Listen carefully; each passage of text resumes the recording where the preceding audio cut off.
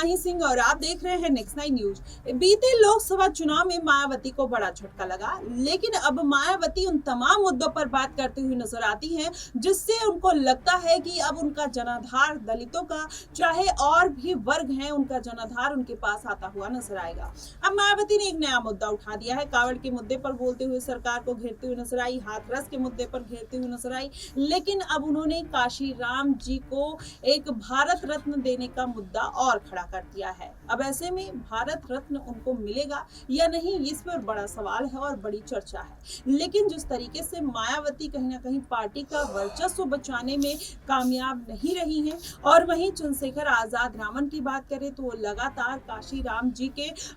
उनके पग चिन्हों पर चलते हुए नजर आ रहे हैं, भीमराव अंबेडकर जी के पग चिन्हों पर चलते हुए नजर आ रहे हैं। तो कहीं ना कहीं ये बात जो है अब मायावती को बखूबी अच्छी तरीके से पता है, लेकिन मायावती की कुछ खामियों की वजह से जिस तरीके से इस बार के लोकसभा चुनाव में उनको खामियाजा भुगतना पड़ा, माना ही जा रहा है कि उपचुनाव में अगर मायावती किसी भी तरीके का जनसभा और रैली नहीं करती हैं तो शायद इस बार भी वो एक भी सीटें ना निकाल पाए। अगर ऐसे देखा जाए तो बिजनौर सीट, करहल सीट और कटहरी सीट, मिल्कीपुर सीट, जहां पर मायावती कहीं ना कहीं अपने एक मजबूत कैंडिडेट को उतारने का पूरा प्रयास करती हुई नजर आ रही हैं। लेकिन ऐसे जो तमाम जो मुद्दे हैं, कहीं ना कहीं मायावती जिस तरीके से उनको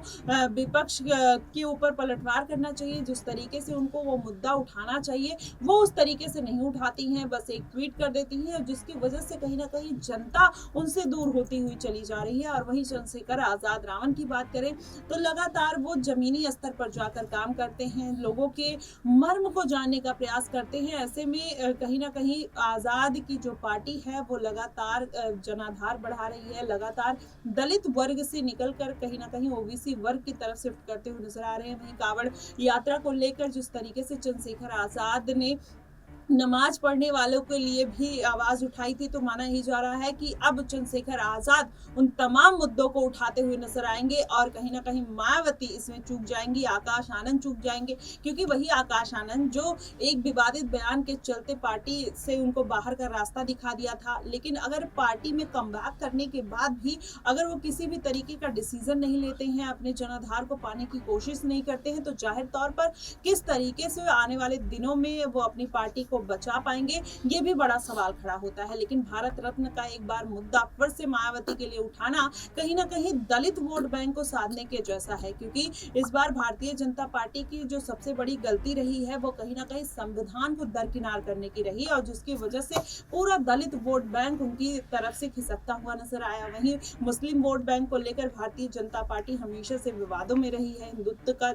जिस तरीके से राजनीति करना कहीं ना कहीं उनके ऊपर भारी पड़ता हुआ नजर आया। अब मायावती भी वही गलती करते हुए नजर आई थी, लेकिन इस बार क्या वो उन गलतियों को सुधारते हुए नजर आएंगी? भारत रत्न का मुद्दा इसीलिए उठा रही हैं कि उनको अब दलित वर्ग को साधना है और आने वाले उपचुनाव में और कुछ सीटों पर कहीं ना कहीं मायावती जीत दर्ज करना चाहती हैं, जिसकी वजह से उनका ये मुद्दा निकलकर सामने आ रहा है। इसके पहले भी हालांकि देखा जाए तो मायावती ने भारत रत्न की मांग की थी, लेकिन चुनाव से पहले इन तरीके के मुद्दों को उठाना कहीं ना कहीं इस बात की तरफ इशारा करते हैं कि वो दलित वोट बैंक को साधने का प्रयास कर रहे हैं। वहीं अगर देखा जाए तो इसके पहले जब वो पश्चिमी यूपी में गई थी तो उन्होंने कहा था कि पश्चिमी यूपी में उनको एक अलग राज्य का दर्जा दिलाएंगे जो वहाँ के निवासी हैं, क्योंकि वहाँ के लोग जो हैं वो उस तरीके से अपनी चीजों को नहीं रख पाते। भारतीय जनता पार्टी उनके ऊपर ध्यान नहीं देती है, उनके लिए रोजगार योजनाएं जो